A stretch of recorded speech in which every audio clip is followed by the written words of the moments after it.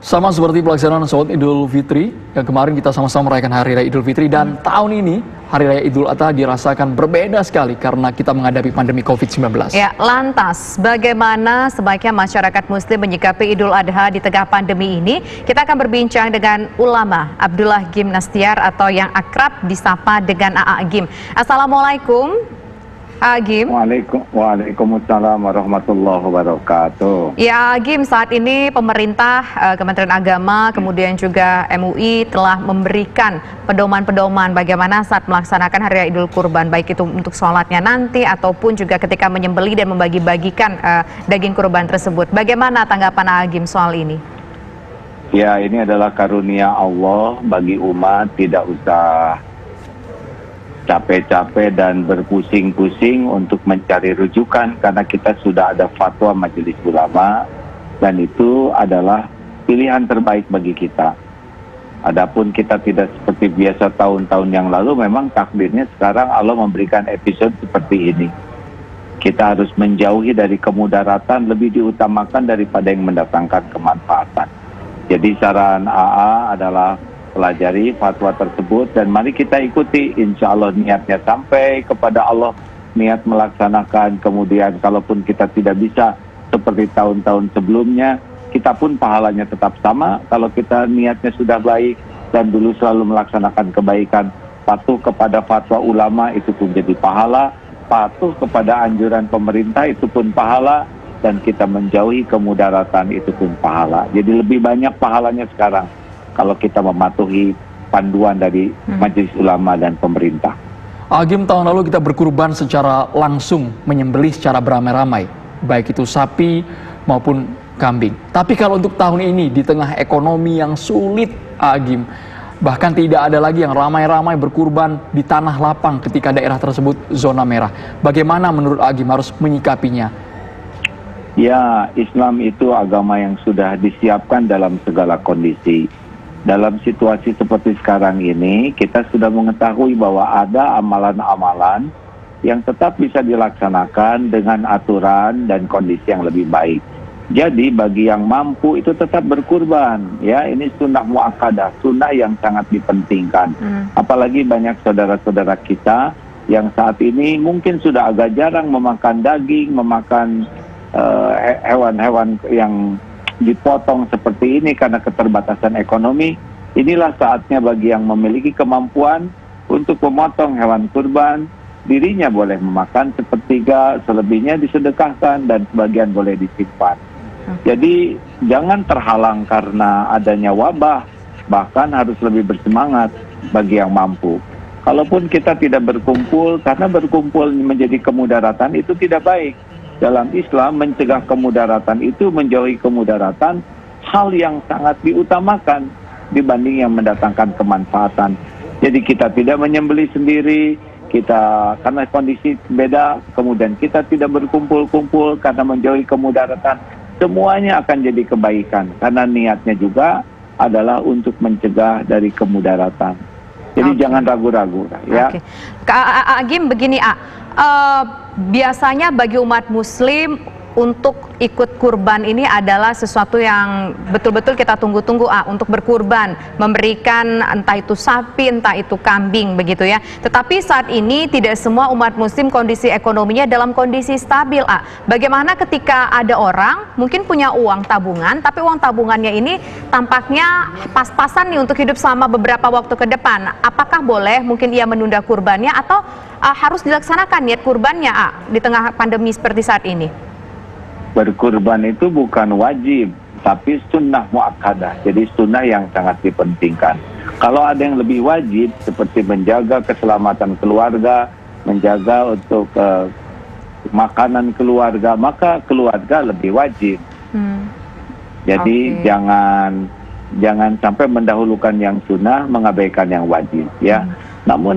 Namun demikian, ya bagi yang betul-betul mampu, jangan cuma satu, ya, kalau bisa banyak. Rasulullah juga 2 kambing kibas yang besar putih. Jadi memberikan satu keluarga satu itu, kalau memang kemampuannya cuma satu. Tapi kalau Allah memberikan harta yang banyak dan bisa lebih banyak lagi berkurban, bagus. atau kita sedekah ke seseorang supaya orang bisa berkurban juga bagus, sehingga banyak kurban yang bisa dibagikan kepada saudara-saudara kita yang memerlukan. Agim, kalau uang kita terbatas, kebutuhan banyak, Agim, apakah kita harus tetap memaksakan diri kita untuk berkurban karena ada imbalan di kemudian hari yang akan kita terima, atau seperti apa, Agim? Atau menunda terlebih dahulu seperti tadi kata Tisa, atau ya sudah paksakan saja karena rezekinya nanti akan berlipat? Ya, setiap orang punya tingkat keyakinan yang berbeda ya. Ada orang yang sudah yakin sekali bahwa kalau dia beramal pasti akan Allah ganti dan Allah berikan yang lebih baik. Tapi tidak semua orang sampai tingkat keyakinan itu, yang ketika dia menafkahkan hatinya menjadi ragu dan bisa kecewa. Oleh karena itu tidak perlu memaksakan diri ya. Ada yang lebih wajib. Makanan untuk keluarga, cadangan makan untuk keluarga. Allah tidak membebani seseorang yang di luar kemampuan. Ya, jadi perintah agama itu betul-betul terukur dan kita tidak usah memaksakan diri karena ibadah itu sangat luas dan banyak ya, tidak hanya satu-satunya. Oke, Agim, menurut sudut pandang Agim, kalau kita tangkap bahwa kalau kita mampu di tahun ini silakan berkurban, tapi kalau tidak mampu tidak apa-apa, ditunda dulu, prioritaskan mana yang lebih dahulu, yang lebih penting, begitu Agim ya. Lantas bagaimana Agim? Saya pernah mendengar istilah begini, ketika kita bersedekah dikala kita sempit itu akan mendapatkan rezeki yang berlimpah di kemudian harinya. Agim, mungkin ada tidak, mungkin katakanlah hadis ataupun ayat yang menguatkan ini, mungkin pemirsa yang sudah punya niat berkurban tetapi masih ragu-ragu begitu Agim, dengan mendengar ayat ini semakin tinggi lagi keyakinannya. Seperti Kak Agim bilang tadi, ini tergantung semua pada keyakinan umat manusia. Ya, mana kasat sodaqatun min ma'ruf, tidak akan berkurang harta dengan bersedekah kecuali tambah. Memang kalau orang sudah sampai yakin gitu bahwa sedekah itu tidak akan mengurangi harta, kita menafkahkan rezeki juga tidak akan mengurangi, apalagi kita berkurban tidak akan berkurang. Tetapi sekali lagi ini tidak boleh emosional ya. Jangan sampai kita beribadah tuh emosional. Misalkan sekarang musim pandemi, dia ada di suatu masjid yang sangat dikhawatirkan penularannya.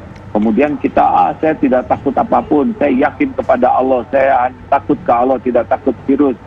Ini menjadi emosional, padahal fatwa ulama sudah menyampaikan demikian. Jadi tidak boleh emosional. Jernih, kita lihat kemampuan keluarga seperti apa, mana yang prioritas. Karena ini bukan hal yang wajib, ya. Ini sunnah yang sangat dipentingkan bagi yang mampu. Begitu? Baik, Agim, ini perlu juga untuk mencerahkan masyarakat. Mungkin ada uang, tapi ragu karena uangnya tadi kami katakan terbatas. Nah, uang ini hendak dikeluarkan untuk kebutuhan lain, Agim. Apakah kalau menurut Agim, agar perasaan kita, hati kita ini tidak ragu untuk berkurban, apa yang harus kita lakukan, Agim? Ya, sebetulnya kan Allah Maha tahu kondisi setiap kita ya, keuangan kita, rezeki kita, Allah Maha melihat karena dialah yang membagi rezeki kepada kita. Ada yang diberikan banyak, ada yang diberikan pas oleh Allah, ada yang sedikit saja. Niat saja untuk berkurban, saya niat misalkan uang tidak ada, itu sudah jadi kebaikan. Saya nabung, tetapi uang untuk beli kurban misalkan ada orang yang sangat membutuhkan sehingga dialihkan untuk menolong tetangga, atau yang sedang membutuhkan sekali kita bantukan. Itu juga sudah dicatat oleh Allah. Niat berkurbannya sudah dicatat, ingin berkurban sudah ikhtiar dicatat, nolong orang juga sudah dicatat.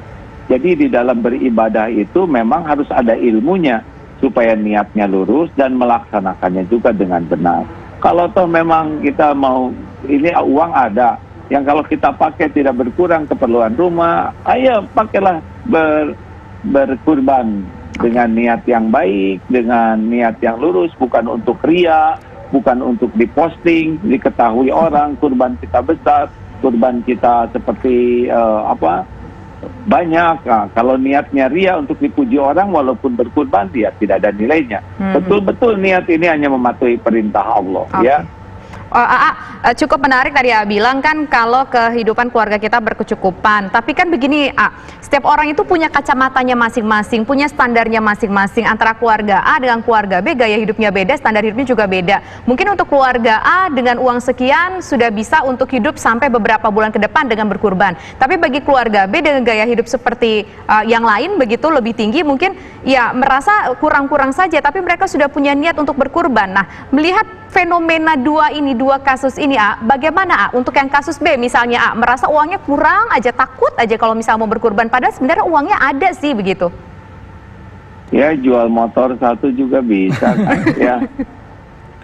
Jadi jangan takutlah, rezeki itu Allah yang membagi. Kita lahir dulu nggak punya, di dalam perut nggak tahu apa-apa dicukupi rezeki. Kita lahir nggak punya daya apa-apa, rezeki cukup. Sampai sekarang juga apa yang kurang dari Allah, ya kan? Yang kurang tuh kurang syukur, kurang sabar. Kalau diambil oleh Allah kurang ridho. Dan dikumpul-kumpul jadi kurang ajar yang aslinya tuh, ya. Jadi jangan ragu-ragu. Ini banyak yang sedang perlu dan jadi gini ya, Islam itu kalau kita melahirkan anak, syukurannya akikah. Jadi setiap kali kita mendapat kebahagiaan, orang lain bisa ikut makan daging dan enak. Kemudian kan 10 hari pertama di bulan Zulhijjah ini adalah hari-hari yang paling utama. Kalau malam-malam yang paling utama adalah 10 malam di bulan Ramadan, ya, 10 malam terakhir. Nah, kalau di bulan Zulhijjah ini mulai besok nih 10 hari, yang paling utama di antara hari-hari di dalam hari itu adalah 10 hari Zulhijjah. Makanya harus memperbanyak sholat sunnah, memperbanyak baca Quran, saum juga kalau bisa sampai tanggal 9, dan sedekah, dan di antaranya berkurban. Itu setiap kebaikan yang kita lakukan itu benar-benar akan kembali kepada kita itu. Karena kalau kita mau berbuat yang terbaik, maka yang paling beruntung kita sendiri. Nah, kepada yang standarnya misalkan, karena dia gak jajannya di restoran, udah sekarang kurangi uang segitu untuk kurban, nggak akan berkurang itu harta. Paling jajan berkurang 2 kali, ya. Baik, Agim. Ini perlu diingatkan juga, Agim, ke masyarakat. Ya. Orang yang mampu tapi tidak mau berkurban, hukumnya apa, Agim? Aduh, itu dia menyia-nyiakan kesempatan besar untuk mendapatkan keberkahan dari amalan ini. Ya, rugilah. Dan kalau Allah mau mengambil hartanya gampang, kadang dikasih COVID atau dikasih apa gitu ya. Atau kalau Allah mau mengambil, cukup diambil mobilnya hilang, tabrak atau apapun, gampang kalau Allah mau mengambil harta kita. Maka ini kesempatan, syukurilah harta. Dan senang sekali dalam situasi sekarang ini, banyak saudara kita yang sangat memerlukan daging-daging itu. Ya kan? Jadi saya kira ini kesempatan yang lebih baik dibanding kesempatan sebelumnya untuk berkurban. Karena yang menginginkan, mengharapkan bisa perbaikan gizi itu lebih banyak dibanding sebelumnya. Oke, baik. Ya. Baik, terima Jangan kasih. ragu. Jangan ragu pesannya begitu ya. Ya, kalau ada rezekinya insya Allah nanti akan bertambah lagi, berlimpah-limpah lipat begitu ya rezekinya karena berkurban. Baik, terima kasih. Kalau ikhlas kuncinya, kalau ikhlas dan gak ria, Andro ya tadi kata gitu ya. Baik, terima kasih Agim atas waktu dan juga pencerahannya. Assalamualaikum warahmatullahi wabarakatuh.